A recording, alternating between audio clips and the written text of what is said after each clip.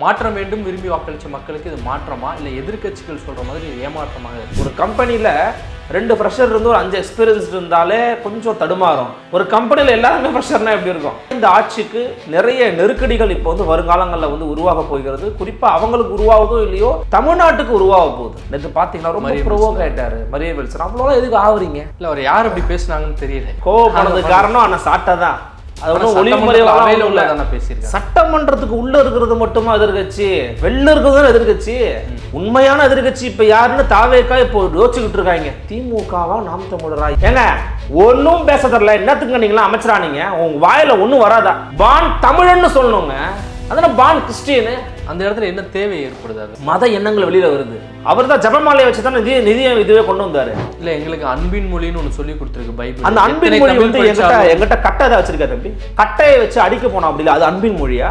அதுதான் உங்களுக்கு பைபிள் கற்றுக் கொடுத்த கிறிஸ்தவ மொழியா? இல்ல எத்தனை தமிழ் படிச்சாலும் அது வராது அப்படின்னு. இதெல்லாம் என்னன்னா தமிழ் பற்றி தெரியாத பட்ஜெட் இன்னைக்கு ஏமாற்றத்துக்குரிய பட்ஜெட் சொல்லி முன்னாள் முதலமைச்சர் ஓபிஎஸ் அவர் சட்டசபையில் பேசியிருந்தாரு. மடிக்கணியா வெற்றி மடிக்கணி, ஆடு மாடா வெற்றி ஆடு மாடு. புதுசா எதுவும் பண்ணலங்க. விவசாய பட்ஜெட்ல ஏஐ தொழில்நுட்பம்லாம் பேசுறாங்க தவிர தண்ணி வரல. இந்த ஆட்சி யாராவது காப்பாத்துனியா? ஏன்னா அனுபவிக்க போறது நம்ம தாயா.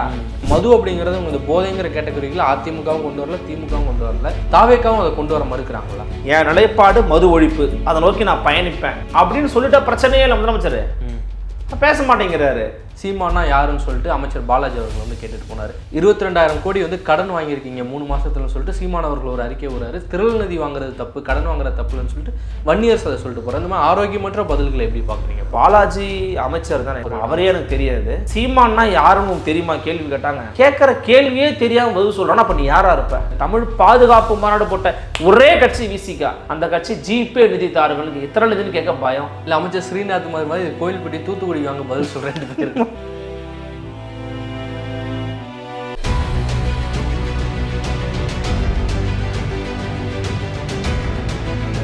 சாட்டை நேயர்களுக்கு வணக்கம். இன்றைய தினம் நம்முடன் இணைந்திருக்கிறார் ஊடகவியலாளர் அருள்மொழிவர்மன் அவர்கள்.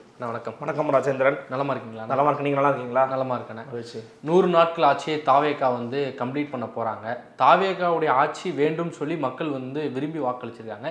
மாற்றம் வேண்டும் விரும்பி வாக்களிச்ச மக்களுக்கு இது மாற்றமா இல்லை எதிர்க்கட்சிகள் சொல்ற மாதிரி இது ஏமாற்றமாக இருக்கா? இல்லை, முழுமையான மாற்றம் என்றும் சொல்ல முடியாது, முழுமையான ஏமாற்றம் என்றும் என்னால் சொல்ல முடியாது. ஒரு மாதிரி கலவையாக தான் இருக்குது. இன்னொன்று இவங்க எல்லாருமே இப்போ திமுக அதிமுகனா நான் சொல்லிடுவேன். ஏன்னா அவங்களுக்கு ஒரு அனுபவம் இருக்குது, அவங்களுக்கு இதுக்கு முன்னாடி ஆட்சி பண்ண நிர்வாக திறன் இருக்குது. அதை வச்சு என்னப்பா பண்ணீங்கன்னு நம்ம கேட்கலாம். இவங்களுக்கு எதுவுமே கிடையாது. உங்களுக்கு அரசியல் கட்சிக்கான அனுபவமும் கிடையாது. அந்த அனுபவம் இல்லாத போதே ஆட்சி அதிகாரத்துக்கும் வந்துட்டாங்கன்னும் போது ஆட்சி அதிகார அனுபவமும் உங்களுக்கு கிடையாது. இந்த ஆட்சியில் இந்த ஆளுங்கட்சியில் இருக்கிறவங்கள மரியாதைக்குரிய அமைச்சர் திரு செங்கோட்டையன் ஐயாவை தவிர மிச்ச எல்லாருமே இன்எக்ஸ்பீரியன்ஸ், எல்லாரும் ஃப்ரெஷர்ஸ். ஒரு கம்பெனியில் 2 ஃப்ரெஷர் இருந்து ஒரு 5 எக்ஸ்பீரியன்ஸ் இருந்தாலே கொஞ்சம் தடுமாறும். ஒரு கம்பெனியில் எல்லாருமே ஃப்ரெஷர்னா எப்படி இருக்கும்? ஆனால் கம்பெனி எல்லாம் சில பேருக்கு மட்டும் ஒரு மோட்டிவ் இருந்தால் எப்படி இருக்கும்? நிறைவேற்றுறதுக்கு ரொம்ப காலம் எடுக்கும். நிறைவேற்றுறது ரொம்ப ரொம்ப காலம் எடுக்கும், பெரிய இலக்குகளை நீங்கள் வச்சுருக்கும் போது. அப்படியாக இந்த ஆட்சிக்கு நிறைய நெருக்கடிகள் இப்போ வருங்காலங்களில் உருவாக போகிறது. குறிப்பாக அவங்களுக்கு உருவாகுதோ இல்லையோ தமிழ்நாட்டுக்கு உருவாக போகுது. இப்போ எல்லினோ விவகாரம்லாம் பார்த்தீங்கன்னா பெரிய பிரச்சனைங்க. எல்லினோவுக்கு இவங்க ஒரு குழு போட்டிருக்கிறாங்க. அந்த குழு என்ன பண்ணுதுன்னு எனக்கு தெரியல. எதுவும் நிதி ஒதுக்கி இருக்கிறாங்க, ரைட்டு. என்ன நடவடிக்கை எடுத்துருக்கிறீங்க, என்ன பண்ண போறீங்க? இல்லை யார் அந்த குழுவில் இருக்காங்க கூட அது கூட பெருசாக தெரியாது. என்ன பிரச்சனை அப்படின்னா எல்லினோவால் வெறும் வறட்சி மட்டும் ஏற்படாது தம்பி, பெருமழையும் ஏற்படும். அது வர நவம்பர் டிசம்பரில் சென்னையில் தெரிய போகுது. போன ஆட்சியில் இருக்கும்போது 4,000 கோடி என்னாச்சு என்னாச்சின்னு கேட்டோம்ல. இப்போ இவங்க நிதியே ஒதுக்கலை, என்ன ஆச்சு அப்படின்னு நம்ம கேட்க தான் போகிறோம். அப்போது நிறைய சிக்கல்கள் இந்த ஆட்சி எதிர்கொள்ள போகிறது. இப்போவே பாருங்கள், சின்ன சின்ன மழைக்கு குண்டும் குழியுமா, சாலை மேடும் பள்ளமா, வெறும் சாக்கடையாக சேராக கிடக்குது அங்கங்கே. நீங்கள் பார்த்தீங்களா? முக்கியமான பிரதான சாலைகள் அப்படி இருக்குது. அப்போ அதெல்லாம் எப்போ சரி பண்ண போகிறாங்க, என்னமா நடவடிக்கை எடுக்க போகிறாங்கங்கிறது நமக்கு தெரியல. நிர்வாக ரீதியாக அது ஒரு சிக்கல், அனுபவ ரீதியாக அவங்களுக்கு பல சிக்கல்கள் இருக்குது. ஆளுங்கட்சி எதிர்கட்சி எதிர்கொள்றதெல்லாம் பல சிக்கல்களை எதிர்கொள்கிறாங்க. ரொம்ப கோவப்படுறாங்க. நேற்று பார்த்தீங்கன்னா ரொம்ப ப்ரோவோக் ஆகிட்டாரு மரிய வில்சன். அவ்வளோ எதுக்கு ஆகுறீங்க? இல்லை அவர் யார் அப்படி பேசுனாங்கன்னு தெரியல. இப்போ வரைக்கும் சட்டமன்றத்தில் யார் கோவப்படுத்துறதுக்கு காரணம் நீங்கள் சேட்டை பண்ணாதீங்க, கோவப்படுறதுக்கு காரணம் ஆனால் சாட்டை தான். ஓகே, அது உண்மை. அது ஒன்றும் ஒளிமுறையாக பேசியிருக்காங்க. சட்டமன்றத்துக்கு உள்ள இருக்கிறது மட்டுமா எதிர்கட்சி, வெளில இருக்கிறது எதிர்கட்சி. உண்மையான எதிர்கட்சி இப்ப யாருன்னு தாவேக்கா இப்போ யோசிச்சுக்கிட்டு இருக்காங்க. திமுகவா நாம் தமிழரா யார் நமக்கு எதிர்கட்சி யோசிச்சுக்கிட்டு இருக்காங்க. அந்த அளவுக்கு இவங்களோட அறிக்கை, இவங்களுடைய கட்சியின் செயல்பாடுகள், ஆர்ப்பாட்டங்கள், போராட்டங்கள்லாம் பண்றாங்க. இன்னும் மறுப்பதற்கெல்லாம் ஒன்றும் இல்லை. இப்போ நேற்றைக்கு கூட நீட்டுக்காக தொடர்ச்சியாக உண்ணாவிரதம் இருந்த மரியாதைக்குரிய தொடர் புளியந்தோப்பு மோகன் போன்றவரெல்லாம் போய் கட்சியின் சார்பாக நிர்வாகம் சிந்திச்சிருக்கிறாங்க. இன்றைக்கு காலையில் மருத்துவத்துறை அமைச்சர் என்ன பண்ணுறாரு, நீட் ஒழிப்பு மசோதா கொண்டு வந்துருக்கிறாரு. நல்ல விஷயம். அந்த போராடிய மக்கள், போராடிய தோழர்களுக்கு கிடைத்த ஒரு வெற்றியாக தான் நான் அதை பார்க்குறேன். அவங்க உண்ணாவிரதத்தை கைவிடணும்.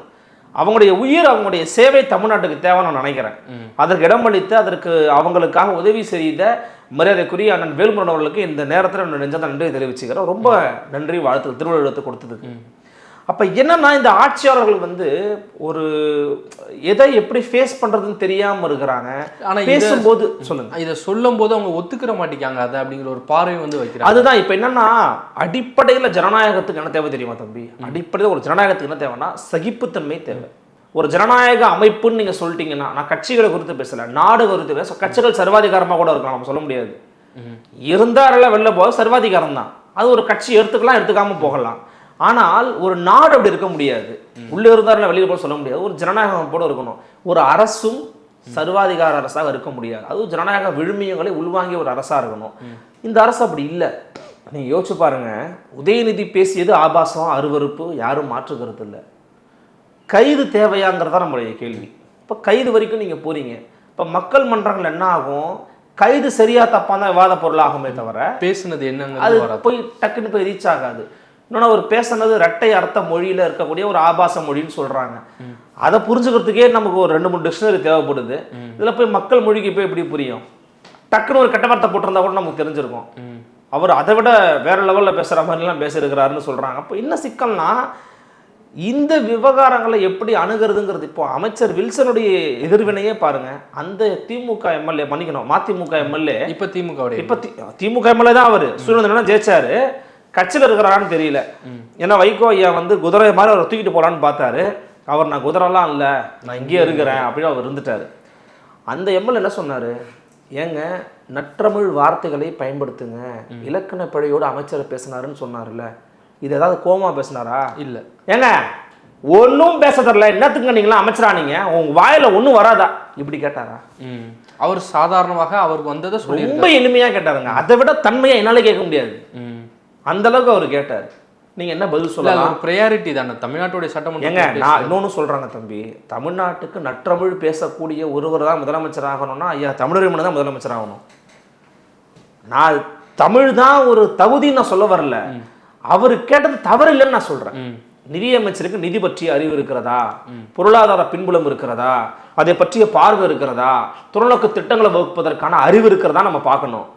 கூடுதலாக அவர் பேசுகிறார் அப்படின்னா, என் மொழியில பேசும்போது நான் சில விஷயம் எடுத்து சொல்றேன், அதை காது கொடுத்து கேட்கிற பக்குவம் இருக்கணும். போன ஆட்சியில மரியாதைக்குரிய அமைச்சராக இருந்த பிடிஆர் பழனிவேல் தியாகராஜன் நற்றமிழ் வார்த்தையில உதிர்த்தாரா என்ன? இல்லை. அவருக்கும் தமிழ் கொஞ்சம் கரடு முரடா தான் வந்துச்சு, அவருக்கும் சரியா வரல, இவருக்கும் சரியா வரல. அவர் நீங்க சரியா வரலன்னு சொல்லி இருந்தீங்கன்னா கூட அவர் கோவப்பட்டிருக்க மாட்டாரு. எனக்கு கேட்டீங்கன்னா, எனக்கு இதுதான் வரும், I will correct myself, here after we will do, இப்படி தான் பேசுவார் அவர். இவர் என்ன வார்த்தையை பயன்படுத்தினார்னு பார்த்தீங்களா? இப்போ பான் கிறிஸ்டியன், பான் தமிழன்னு சொல்லணுங்க, அதனால் பான் கிறிஸ்டியனு. அந்த இடத்துல என்ன தேவை ஏற்படுது? அதற்கு அந்த இடத்துல வெளிப்படையாக சொல்லணும்னா அவருடைய மத எண்ணங்கள் வெளியில் வருது. மத எண்ணங்கள் வெளியில் வருது. அவர் தான் ஜபமாலையை வச்சு தான் நிதியை இதுவே கொண்டு வந்தார். மரியாதைக்குரிய போற்றுதலுக்குரிய அண்ணன் திருமாவளவன் சொன்னார், அது அவருடைய உரிமை சார்ந்தது. சரி, ஓகே. ஏன்னா இப்போது மத சிறுபான்மையினர் இந்த மாதிரி பண்ணும்போது நம்ம வந்து சொன்னோம்னா, அவங்க வந்து இன்னைக்கு தான் கொஞ்சம் வருஷமாக மேலே வந்துக்கிட்டு இருக்காங்க, அப்லிஃப்ட் ஆகிட்டு இருக்காங்க, அதை கண்டுக்க வேணான்னு சொல்லுவாங்க. தமிழ்நாடு வந்து அப்படியான ஒரு மாநிலமாக நான் பார்க்கல. தமிழ்நாடு மத சிறுபான்மையினருக்கு எதிரான ஒரு மாநிலமாக இருக்கல, அது மாதிரி இருந்தது வரலாறே கிடையாது. தமிழ்நாட்டில் எல்லாருமே எல்லா விதமான மதங்களை சார்ந்தவங்களும் மேலே வந்திருக்கிறாங்க, அடுத்தது பணிகளை போயிருக்கிறாங்க. அப்போ அது தவிர்த்திருக்க வேண்டியது என்ன கேட்டிங்கன்னா, அது தேவையில்லாத ஒன்று. இல்லை, எங்களுக்கு அன்பின் மொழின்னு ஒன்று சொல்லி கொடுத்துருக்கு பைபிள். அந்த அன்பின் மொழி வந்து எங்கிட்ட கட்டை தான் வச்சிருக்கா தம்பி, கட்டையை வச்சு அடிக்க போனோம் அப்படி இல்லை, அது அன்பின் மொழியா? அதுதான் உங்களுக்கு பைபிள் கற்றுக் கொடுத்த கிறிஸ்தவ மொழியா? இல்லை, எத்தனை தமிழ் படித்தாலும் அது வராது அப்படின்னு. இதெல்லாம் வந்து என்னன்னா, தமிழ் பற்றி தெரியாத தமிழ் பற்றி தெரியாத நபர்கள் பேசக்கூடிய வார்த்தை. கான்ஸ்டன்டைன் நோபல் பெஸ்கின் ஒருத்தர் வந்தார், ஜோசப் பெஸ்கின் ஒருத்தர் வந்தார். அவர் யார் தெரியுமா? வீரமா முனிவர். தமிழை அள்ளி பருகி தமிழுக்காக, தமிழ் மொழிக்காக, தமிழ் இலக்கியத்துக்கு பங்களிப்பு செய்தவர். அவரை போல பல ஆண்டுகளுக்கு முன்பாக தமிழ்நாட்டுக்கு வந்த கிறிஸ்தவ பாதிரியார்கள் தமிழ் மொழிக்காக, இனத்துக்காக, நாட்டுக்காக, இலக்கியத்துக்காக பங்களிப்பு செஞ்சிருக்கிறாங்க. அருட்தந்தை தான் அவங்க பேர். ஆமா, அருட்தந்தைன்னு சொல்லுவாங்க. அந்த அளவுக்கு நீங்க நல்லா யோசிச்சு பாருங்க. சில பேர் நீங்க நுணுக்கமா இருக்கிற சில பேர்கிட்ட போய் கேட்டீங்கன்னா சொல்லுவாங்க, கிறிஸ்தவம் ஏன் உலகம் முழுக்க பரவுச்சு தெரியுமா? அது அந்தந்த நாடுகளின் மொழிக்கேற்றவரை தன்னை தகவமைத்துக் கொள்ளும். தமிழ்ல தாங்க நீங்க சொன்ன மாதிரி அருமையான வார்த்தை அருட்தந்தைன்னு வார்த்தை இருக்குங்க. மற்றவங்களாம் வேற வார்த்தையை வேற மொழியில வெவ்வேறு மாதிரி பயன்படுத்துவீங்க. தமிழுக்குன்னு வந்தா கிறிஸ்தவம் தனக்கான தகவமைச்சுக்குது. ஏன் தமிழ்நாட்டுக்குள்ள இவ்வளவு கிறிஸ்தவர்கள் இருக்கிறாங்க? கிறிஸ்தவம் மொழி ரீதியாக அவனோட போய் சேருது. உன்னை ஆசீர்வதிக்கிறேன் அப்படின்னு சொல்லுவான். பரமபிதாவே, இதெல்லாம் தமிழ்ல இருந்து கொண்டு போகப்பட்ட வார்த்தைகள் தான். அப்போ மொழி ரீதியா நீங்க ஒன்றிணையணும். கிறிஸ்தவத்துக்கு மொழி இருக்குதா? மதத்துக்கு மொழி இருக்குதா? மதத்திற்கென்ற மொழி எதுவுமே கிடையாது. அப்போ மதம் அன்பை போதிக்கிறது அப்படின்னு எல்லா மதத்துக்காரன் தான் சொல்றான். ஏன் ராமகோபாலம் கூட தான் சொல்லுவார் அந்த டீமுக்குலாம் வந்து இவர் ஒரு இறை போடுறாரோ, நீங்க இதை பிடிச்சுக்கோங்க அப்படின்னு சொல்லிட்டு. இல்லப்பா, இது வந்து நெகட்டிவான ஒரு விஷயம்ன்ற நான். இது பாசிட்டிவான விஷயமே கிடையாது. இவர் மட்டுமல்ல, ஜேசிடி பிரபாகரன் ஒருத்தர் இருக்கிறாரு, அவை தலைவர், சபாநாயகர், மிக அருமையான நபரா செயல்பட்டுக்கிட்டு வர்றாரு. அவர் என்ன பண்ணி வச்சிருக்கிறாரு? சென்னையில கருக்கலைப்புக்கு எதிராக ஒரு ரேலி போயிருக்கிறாங்க. அந்த ரேலி வந்து பாத்தீங்கன்னா ஒரு கிறிஸ்தவ அடிப்படைவாத அமைப்பை போல தெரிகிறது எனக்கு. அந்த ரேலியில இவர் போய் கொடியேற்றி ஆரம்பிச்சு வைக்கிறாரு. கருக்கலைப்புனா என்னன்னு தெரியுமா தெரியாது அவங்களுக்கு? கருக்கலைப்பு என்பது ஒரு பெண்ணினுடைய அடிப்படை உரிமை சார்ந்தது, உடல் உரிமை சார்ந்தது. அயர்லாந்துல சவிதா ஹலப்பனவர்னு ஒரு அம்மா, கர்நாடகா சேர்ந்த அம்மா, 2012 செத்து போனாங்க. டைம்ஸ் இப்போ நியூஸ் மினிட் தமிழுடைய நியூஸ் மினிட்டோட ஹெட் வந்து தன்யா ரவிச்சந்திரன். அவங்க அதை பத்தி எழுதியிருக்கிறாங்க பாருங்க. அந்த சவிதா ஹலப்பனவர் அப்படிங்கிறவங்க யாருன்னு பார்த்தீங்கன்னா 2012ஆம் ஆண்டு அயர்லாந்துல தன் கணவரோட வச்சுட்டு வந்த போது கர்ப்பமா இருக்கிறேன்னு சொல்லி மருத்துவமனைக்கு போயிருக்காங்க. அப்போ கருச்சிதைவு ஏற்பட வாய்ப்பு இருக்குன்னு சொல்லிட்டாங்க. அவங்க உடம்பு ரொம்ப முடியல. கருக்கலைப்பு செய்யுங்கன்னா கருக்கலைப்பு பண்ண முடியாதுங்க, எங்க சட்டம் கிடையாதுங்க, ஜெயிலு தூக்கி போட்டுருவாங்கன்னும் போது அந்த அம்மா செத்தே போயிருச்சு 31 வயசுல. அது அந்த நாட்டில் எழுச்சியை உருவாக்குச்சு, பேரெழுச்சியை உருவாக்குச்சு. இன்னைக்கு சவிதா ஹலப்பனவர் அப்படிங்கிறவங்க வந்து பார்த்தீங்கன்னா அந்த கருக்கலைப்பினுடைய உரிமை சார்ந்து பேசக்கூடியவங்களுக்கு ஒரு முன்னுதாரணமா இருக்கிறாங்க. மரணம் அடைஞ்சு போய் இருக்கிறாங்க. இந்தியாவில் இருந்திருந்தாங்கன்னா ஒருவேளை அவங்க காப்பாற்றப்பட்டுருக்கலாம். இந்தியாவின் சட்டங்கள் கொஞ்சம் லகுவானது. இங்க திருமணம் ஆகாம நீங்க கரு உற்று இருந்தாலுமே கூட கருத்தடை செய்ய உரிமை இருக்குதுங்க. அது ஒரு பெண்ணினுடைய தனிப்பட்ட உரிமை சார்ந்ததுங்க. அதுல போய் ஒரு சபாநாயகர் போய் ரேலி போறாருன்னா இதெல்லாம் ஏதாவது ஒரு அடிப்படை அறிவியல் பூர்வமான உணர்வுகள் இருக்கிறவங்க போவாங்களா இதுக்கு? அப்போ அந்த கட்சியில் இருக்கிறவங்க மனநிலையே இப்படிதான் இருக்குதான்னு நம்ம சந்தேகம் வருது. இந்த ஆட்சியின் நிலைப்பாடு என்ன? அமைச்சர் அருண்ராஜ் நிலைப்பாடை நான் தெரிஞ்சுக்க விரும்புறேன். இந்த கட்சி, இந்த ஆட்சி நிலைப்பாடான கருக்கலைப்பு குறித்து அபிஷியல்ங்க, உங்களுடைய கட்சியினுடைய முக்கிய பொறுப்பாளர். நான் முதல்வர் எந்த இடத்துல அதை பத்தி பேசல, யாருமே அதை பத்தி பேசல. முதல்வர் எதை பத்தி பேசியிருக்காரு? நீங்க வேற ஏதாவது சொல்லுங்க. இல்ல இப்ப கூட சட்டமன்றத்துல தொடர்ந்து 2 நாட்களாக தம்பி இந்த மாதிரியான கொள்கை சார்ந்த விஷயங்கள் முதலமைச்சர் பேசுனதே கிடையாது தம்பி. நீங்க எடுத்து பாருங்க, தாவேகாவின் வரலாற்றுல கொள்கை சார்ந்த விஷயங்கள் எதுலையுமே முதலமைச்சர் வாய் திறந்ததே கிடையாது. 2 ஆண்டுகள் வரலாறு, அதுதான் வரலாறு. திரும்பி பாருங்க, டக்குன்னு முடிஞ்சிடும் வரலாறு. அப்ப என்ன நான் சொல்ல வரேன்னா, என்னுடைய கேள்வி ரொம்ப எளிமையானது. அமைச்சர் மரிய வில்சன்ட்ட கேட்டது பெரிய அப்படின்னு ஆக்ரோஷப்படக்கூடிய கோயில் இல்லை, சொல்ற இறக்குங்க கொஞ்சம் கூல், நீங்க முதல்ல கூல் ஆகுங்க அப்படின்னா உங்களை ஒன்றும் கேட்டுடல. ஏங்க பிழையா வாசிக்கிறீங்க, நல்ல தமிழ் வாசிங்கன்னா நான் திருத்திக்கிறேன் சார், உங்களுடைய இதுக்கு ரொம்ப நன்றி சார், உட்கார வேண்டியது தானே. எதுக்கு நீங்க அப்படி பேசணும்? மைக்கு இறக்குற அளவுக்கு அப்புறமா தான் தெரிஞ்சு விசாரிச்சு பார்த்தா பின்னாடி வந்து சட்டமன்ற உறுப்பினராக இல்லைங்க, சாட்டை தாங்க இருக்கிறாருங்கிறாங்க. என்னன்னா ஏங்க சாட்டையில் அவர் பேசுறது என்ன? அவர் இந்த ஆட்சியினுடைய நிறைய குறைகளை பொலிட்டிக்கல் சட்டையர், அரசியல் பகடி காணொலிகள் செய்து வெளியிடுறாரு. அதுக்கு அவருக்கு எல்லா விதமான உரிமையும் இருக்கு. கேள்வியாகவும் கேட்குறாங்க, உனக்கு இருந்தா நீ வெளியிடு. சில பேர்லாம் முயற்சி பண்றான், அவன் வரல, முக்குனாலும் அவனுக்கு வரல வர மாதிரி பண்றதுக்கு, ஆனாலும் முயற்சி பண்ற மாதிரி நடிக்கிறான். நான் சொல்றது யாரும் புரியும் நினைக்கிறேன். இப்ப எதுக்கு இது மாதிரி உன் நேரத்தை, உனக்கு என்ன வருமோ அதை பண்ணு. இப்ப எனக்கு சாட்டை அண்ணன் போல பண்ண வருமா? எனக்கு வராதுன்னு நான் வெளிப்படையா சொல்லுவேன். அது அவருடைய ஸ்டைல் ஆஃப் சட்டையருங்க. கோபி சுதாகர் மாதிரி சாட்டையில் பண்ண முடியுமா? பண்ண முடியாது. சாட்டை மாதிரி கோபி சுதாகர் பண்ண முடியுமா? பண்ண முடியாது. இப்போ மைக் செஸ்டியெல்லாம் ஒன்று பண்ணியிருந்தா அப்படி ஒருத்தர் ஒரு மாதிரி சோனரில் பண்ணுவாங்க. அப்போது அது ஒரு பொலிட்டிக்கல் சட்டையாராக அதை கடந்து போகிறத விட்டுட்டு சாட்டை என்ன பேசியிருக்காரு, சாட்டை எப்படி இந்த மாதிரிலாம் பார்த்துக்கிட்டு இருப்பாங்க. வேறு வேலை இல்லை. அப்போது அதையெல்லாம் கடந்து விகடனில் போட்டதுனால நான் சொல்கிறேன். விகடனில் போட்டதுனால தான் நான் சொல்கிறேன். வேறு எதுக்காக வேறு சொல்கிறேன். நான் ஒன்றும் சோர்ஸ்லாம் போய் இதெல்லாம் பண்ணலை. இந்த சிக்கல் இவங்களுக்கு சகிப்புத்தன்மை நான் சொன்னேன் பார்த்தீங்களா, அந்த சிக்கல் இருக்குது. இதை எல்லாவற்றையும் தாண்டி நாட்டின் நிதி நிலைமை, சொன்ன வாக்குறுதியை செய்யாத சில விஷயங்கள், ஏன்னா 2500 கொடுத்துருவாருன்னு பார்த்தாங்க, கொடுக்க முடியல. அந்த பட்ஜெட் பற்றி தான் கேட்க நினச்சேன். பட்ஜெட் இன்னைக்கு ஏமாற்றத்துக்குரிய பட்ஜெட்னு சொல்லி முன்னாள் முதலமைச்சர் ஓபிஎஸ் அவர் சட்டசபையில் பேசியிருந்தாரு. என்னன்னாங்க, இந்த பட்ஜெட் ஏமாற்றத்துக்குரியது தான். இது இன்னொரு விஷயம் நுணுக்கமாக நீங்கள் பார்த்தீங்கன்னா, ரிஸ்க் இல்லாமல் எஸ்கேப் ஆயிட்டாங்க. நீங்கள் அதையும் பாருங்க. என்னன்னா எல்லாமே மடிக்கணினியா, வெற்றி மடிக்கணினி, ஆடு மாடா, வெற்றி ஆடு மாடு, அப்புறம் இது சைக்கிளா, வெற்றி சைக்கிள், எல்லாத்துக்குமே போன ஆட்சியில் பண்ணதை கொடுத்துட்டு அமைச்சர் ராதவர்தனா பேசுகிறாரு, நல்ல விஷயங்கள் நாங்கள் ஃபாலோ பண்ணியிருக்கோம் அப்படிங்கிறாரு. போன ஆட்சியில், அதாவது அமைச்சர் ஜெயலலிதாவோட ஆட்சி காலகட்டத்தில் தாலிக்கு தங்கம் கொடுத்தாங்களா? எதுக்கு கொடுத்தாங்க தெரியுமா? பல பேரும் உங்களுக்கு சொல்லியிருக்கேன் நான்.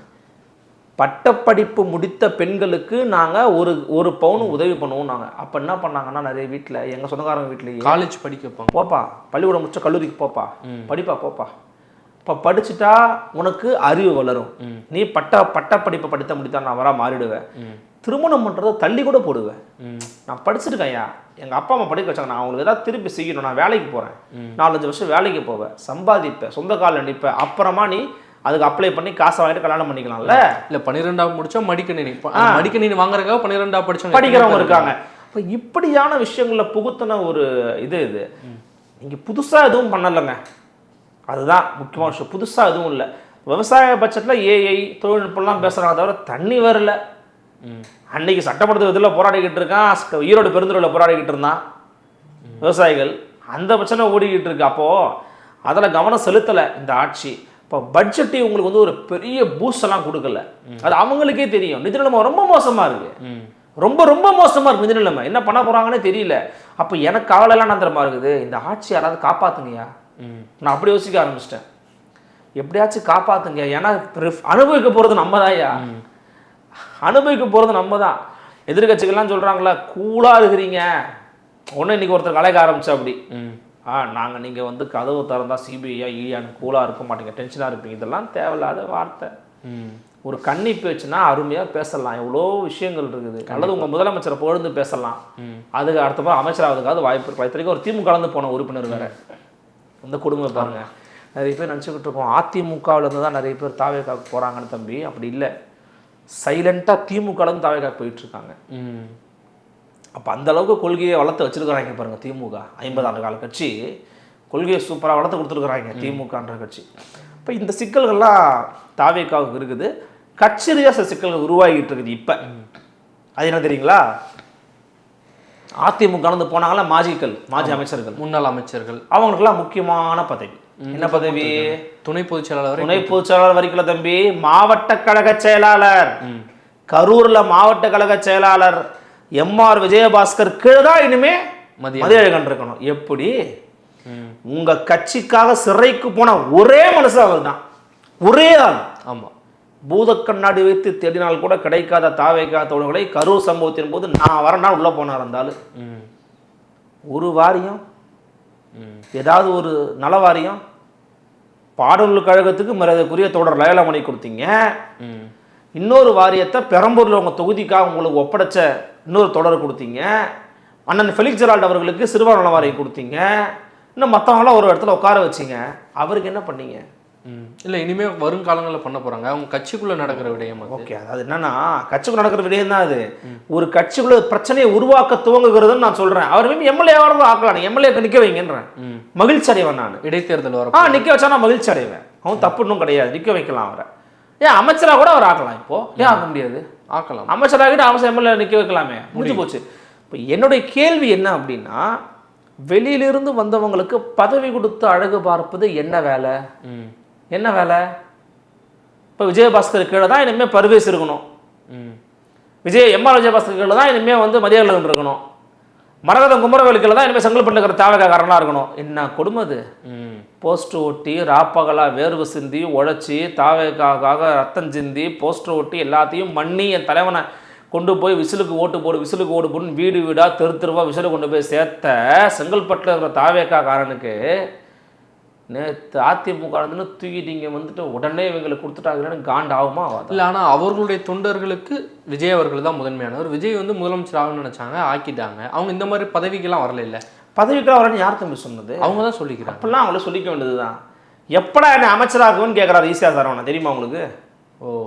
அண்ணா அமைச்சர் ஆக்குங்கண்ணே. தெருவுக்கு தெரு வீதிக்கு வீதி ஓரத்துக்கு ஓரம் போஸ்ட்டு. அவரை தான் பார்க்க முடியல தவிர போஸ்டரில் அவரை நான் பார்த்துக்கிட்டு இருக்கேன். எங்கள் வீட்டு பக்கம்லாம் அவர் வரவே இல்லை. மடிப்பாக்கம் கீழ்கட்டலாம் கோயிலம்பாக்கம் பக்கம்லாம் ஆளே காணும் தலைவரை. ஆனால் போஸ்டரில் இருக்கிற அப்படி. நேற்று முந்தா நேற்று மருத்துவமனைக்கு போயிட்டு இருந்தேன். குட்டி சந்து தம்பி, அது ஒரு பள்ளிக்கூட சந்து. அந்த பள்ளிக்கூடத்துடைய முனை, அந்த சந்தோட முனை எல்லா இடத்துலையுமே பேனரு. என்னன்னா இது இவ்வளோ பேனர் வச்சிருக்க? பாண்டிச்சேரி பக்கத்தில் இருக்கனால அந்த இது தெரியல. இப்போ என்னன்னா எனக்கு வந்து ஆட்சியிலையும் அவங்களுக்கு சில நிர்வாக சிக்கல்கள் உருவாக போது, கட்சிக்குள்ளேயும் உருவாக ஆரம்பிக்க போது அதை சமாளிக்கிறது ஒரு பெரிய வேலை. எனக்கு இதெல்லாம் சமாளிக்கிறதுனால நம்முடைய வேலை மிஸ் ஆகுதேன்னு பயமா இருக்கு எனக்கு. மக்களுக்கு நன்மை நடக்கணுங்க. ரூட் லெவலில் கரப்ஷனை ஒழிக்க ஆரம்பிச்சிருக்கிறீங்க, மனமார்ந்த வாழ்த்துக்கள். அதோடைய ரெஃப்ளெக்ட் என்ன, ஃபீட்பேக் என்ன தெரியணும்லங்க. அதை பண்ணணுன்ற நான் இப்போ நிதி நெருக்கடி பற்றி பேசும்போது, இப்போ அவங்க ஆன்லைனில் டாஸ்மார்க்கில் வந்து மதுபானம் ஆன்லைனில் விற்கிறோம் அப்படின்னு சொல்கிறாங்க. அதில் 10 ரூபா வாங்குறது வந்து கட் பண்ணுறதுக்கான வேலை தான் இன்றைக்கி பார்க்குறோன்னு சொல்லி இன்றைக்கி வந்து விக்னேஷ் அமைச்சர் அவர்கள் வந்து சொல்லியிருக்காங்க. இந்த ஆன்லைனில் டாஸ்மார்க்கில் வந்து விற்கிறது இதெல்லாம் வந்து அடுத்த கட்ட ஒரு வளர்ச்சியோ ஏதோ வந்து கொடுக்குன்னு நினைக்கிறேன். இல்லை, என்னையை பொறுத்த வரைக்கும் பேசிக்காக ஒன்று புரிஞ்சுக்கோங்க தம்பி. டாஸ்மார்க்கும் ரொம்ப கேவலமாக இருக்குது. டாஸ்மாக் துறையே ஒரு அழுக்கான துறை. அந்த அழுக்கான துறையை ஒருத்தர் சுத்தம் பண்ணணும்னா, அதாவது இப்போ நம்ம உடம்புல வந்து எலும்பு உடஞ்சி போச்சுன்னு வச்சுக்கோங்களேன். இந்த உடஞ்ச எலும்பு திரும்ப ஒட்ட வைக்க முடியுமா? முடியும். அதுக்கான காலம் ரொம்ப ரொம்ப கஷ்டம். பழைய கை மாதிரி உங்களுக்கு வருமா? வராது. அப்போ அதை கொஞ்சம் கொஞ்சம் கொஞ்சம் கொஞ்சமாக தான் நீங்கள் சரி பண்ணணும். சரி பண்ணும்போது வலிக்கும், சரி பண்ணும்போது துடிக்கும். அது மாதிரி இப்போ துடிச்சுக்கிட்டு இருக்கு டாஸ்மாக். ஏதோ ட்ரை பண்ணுறாரு. நான் வந்து விக்னேஷை சூப்பர்னு சொல்லலை, ஒஸ்ட்னு சொல்லலை. He is trying something to do பண்ணுறார். ரைட்டா? பண்ணுகிற போது எந்த வகையிலும் மதுவை ஊக்குவிக்கும் செயல்பாடுகளை செய்துவிடக்கூடாது. இது வந்து ரொம்ப ஒரு டிஃபிகல்ட்டான துறை. இது வேற வழி இல்லை. இப்போ என்ன பண்ணுறாரு, ஊழலை ஒழிக்கணும், பணத்தை வாங்குறத ஒழிக்கணும்னா ஆன்லைனில் விற்கலாம் அப்படிங்கிறாரு. ஆன்லைனில் விற்பது என்பது ஏதோ ஒரு வகையில் மது ஊக்குவிக்காதா? கண்டிப்பாக. ஒரு பெண், ஒரு கல்லூரி படிக்கிற பெண் ஆன்லைனில் ஆர்டர் பண்ணிவிட்டு இருக்குது போய் வாங்கிட்டு வான்னு ஒருத்தர் அனுப்பி வாங்கிட்டு வர முடியாதா? கண்டிப்பாக முடியும். பாசிபிலிட்டி இருக்குது. சரி, வயது குறைந்த ஒரு நபர், மேபி அதில் ஏதாவது க்ரைட்டீரியா போட்டிருக்காங்களான்னு தெரியல. ஆதார் கார்டு அப்லோட் பண்ணு, இதெல்லாம் அப்லோட் பண்ணி தான் நேரில் வாங்கி வந்துடுவான். இங்கே லேட் ஆச்சுன்னா அங்கே போய் வாங்கி வந்துடலாம். அப்போ இது மாதிரி டிஃபிகல்ட்டிஸ்லாம் அதை எப்படி ஃபேஸ் பண்ணுவாங்கன்னு நமக்கு தெரியல. விட்டுறலான்றான். இதுக்கு அப்படி ஒரு ஆன்லைனில் கொடுக்கல. போதை ஒழிப்புக்காக இன்றைக்கு முதல்வர் அவர்கள் வந்து உறுதிமொழி எடுத்திருக்காரு. இந்த மது அப்படிங்கிறது இந்த போதைங்கிற கேட்டகரியில் அதிமுகவும் கொண்டு வரல, திமுகவும் கொண்டு வரல, தாவேக்காவும் அதை கொண்டு வர மறுக்கிறாங்களா? இல்லை, இவங்க போதை உள்ளதாக இதை கொண்டு வரணுங்கிறது தான் என்னுடைய விருப்பமும். என்னன்னா இவங்க அதை வெளிப்படையாக பேச மாட்டேங்கிறாங்க. நிலைப்பாடை தெரிவிக்காததான் இவங்கள்ட்ட இருக்கிற மிகப்பெரிய பிரச்சனை தம்பி. என் நிலைப்பாடு மது ஒழிப்பு, அதை நோக்கி நான் பயணிப்பேன் அப்படின்னு சொல்லிட்டா பிரச்சனையே இல்லை. முதலமைச்சர் பேச மாட்டேங்கிறாரு. அவங்கள்ட்ட இருக்கிற சிக்கல் என்னன்னா அவங்களோட நிலைப்பாடு என்னங்கிறத நம்ம சொல்லவே மாட்டேங்கிறாங்க. சௌமியா ஒன்றும் டேரெக்டாக கேட்குறாங்களா இல்லையா? உங்களோட நிலைப்பாடு என்னங்க? ஒன்று வேணும், மேகத்தாது வேணும் இல்லை வேணாம், வேணாம்னா நம்ம நிலைப்பாடை போவாத.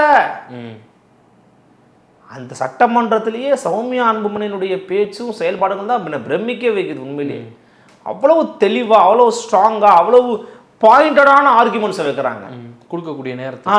அதுதான் நமக்கு ஆரோக்கியமான விவாதத்தை கொண்டு செல்லும். எதிர்கட்சிகளாக இருக்கக்கூடிய உள்ளிருந்து செயல்படக்கூடிய கட்சிகள், வெளியிருந்து செயல்படக்கூடிய கட்சிகள்லாம் இன்னும் ஆரோக்கியமாக விமர்சனங்களை முன் வச்சு இந்த ஆட்சியின் நிறைவுகளை சுட்டி காட்டி நல்லாட்சியை மக்களுக்கு வழங்குவதற்கு உறுதுணையாக இருக்கணுங்கிறதா என்னுடைய கோரிக்கை. இல்லை, எதிர்கட்சிகள் ஆரோக்கியமான கேள்வி வச்சா கூட அமைச்சர் பக்கத்துல இருந்து ஆரோக்கியமான பதில் வரமாட்டேங்க அப்படிங்கிற ஒரு பார்வை இருக்குது. முன்னாடி சீமான் அவர்கள் வந்து சேலத்தில் அம்பேத்கர் சிலை திறப்புக்கு கேட்டார். சீமானா யாருன்னு சொல்லிட்டு அமைச்சர் பாலாஜி அவர்கள் வந்து கேட்டுட்டு போனார். 22,000 கோடி வந்து கடன் வாங்கியிருக்கீங்க 3 மாசத்துலன்னு சொல்லிட்டு சீமான் அவர்கள் ஒரு அறிக்கை விடுறாரு. திரள்நிதி வாங்குறது தப்பு, கடன் வாங்குறது தப்புன்னு சொல்லிட்டு வன்னியர்ஸ் அதை சொல்லிட்டு போகிறார். இந்த மாதிரி ஆரோக்கியமற்ற பதில்களை எப்படி பார்க்குறீங்க? போனால் அவங்களுக்கு அவ்வளவுதான் அதை பற்றின அறிவும் புரிதலும் இருக்குன்னு நான் நம்புகிறேன். அவ்வளவுதான். நம்ம வந்து உதாரணத்துக்கு பாலாஜி அமைச்சர் தானே, என்ன துறை அமைச்சர்னு தெரியல, கைத்தறி நெசவு துறை, அவரே எனக்கு தெரியாது. எந்த துறை அமைச்சர்னு தெரில, நான் ஊடகத்துறை தான் இருக்கிறேன். இருந்தாலும் மற்ற அமைச்சர்கள் அப்பப்போ பார்க்க முடியல. இதுக்கப்புறம் தான் நானும் எடுத்து பார்த்தேன். மற்ற அமைச்சர்கள் அப்பப்போ பார்க்க முடியுதா? இவர் நான் பார்த்ததே கிடையாது. என்ன வேலை பார்க்குறாரு எதுவுமே தெரிய மாட்டேங்குது. அதனால் அந்த பொருளை சொன்னேன், தப்பாக அதுவும் எடுத்துக்காதீங்க, என்னென்ன தெரிலன்னு சொல்கிறீங்கன்னு. அப்பப்போ கேள்விப்படுறதா அவர் பேரை. அவர்கிட்ட போய் அம்பேத்கரை பற்றி சீமான் அறிக்கை விட்டுருக்காருன்னு கேட்டால், ஆமாங்க, அம்பேத்கர் சிலையை தமிழ்நாட்டில் திறக்க முடியாத வரைக்கும் சாதி வெறி ஆடி போயிருக்குது, அதை களை எடுப்பதற்கு எங்கள் அண்ணன் விஜய் வந்திருக்கிறாருன்னு பேசியிருந்தாருன்னா அவர் அமைச்சர். பேசியிருந்தாருன்னா அவர் சமூக அறிவியல் தெரிந்த ஒரு நபர்.